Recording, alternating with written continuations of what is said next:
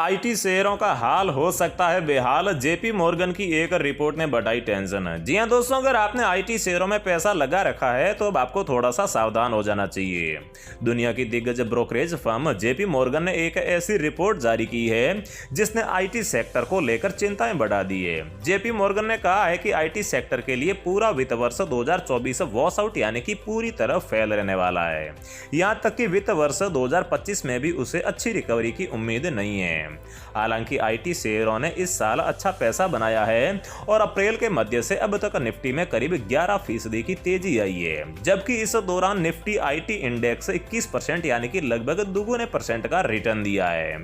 JP Morgan ने कहा है कि यह तेजी इसलिए आई है क्योंकि निवेशकों को यह लग रहा है कि मौजूदा वित्त वर्ष में प्रदर्शन भले ही कमजोर है, लेकिन अगले वित्त वर्ष में आईटी की मांग में उछाल आएगी और इन कंपनियों की कमाई बढ़ेगी। लेकिन जेपी मॉर्गन का कहना है कि उसे हालिया संकेतों को देखते हुए वित्त वर्ष 2025 में भी मांग में कुछ खास तेजी आने की उम्मीद नहीं है। ब्रोकरेज ने कहा है कि उसे चीजें अब पिछली तिमाही जितनी पॉजिटिव भी नहीं दिख रही है। सभी बड़ी आईटी कंपनियों जैसे कि इन्फोसिस, टीसीएस, विप्रो और एचसीएल टेक ने पहले ही ये चेतावनी दे दी है कि उनके क्लाइंट्स आईटी पर अपने खर्च को घटा रहे हैं या फिर उसमें देरी कर रहे हैं। कुछ मामलों में तो कॉन्ट्रैक्ट कैंसिल भी हो रहे हैं और इन सभी कंपनियों की अधिकतर कमाई अमेरिका से आती है, जहां इस आर्थिक ग्रोथ धीमा होता हुआ दिखाई दे रहा है और ब्याज दरों के लंबे समय तक ऊंची बने रहने की भी उम्मीद जताई जा रही है।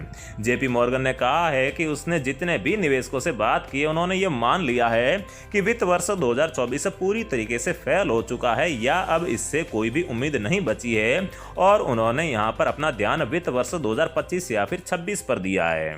तो दोस्तों, रोजाना ऐसे ही बिजनेस न्यूज और स्टॉक मार्केट की लेटेस्ट अपडेट पाते रहने के लिए बाजार तक .in पर विजिट जरूर करें। जय हिंद।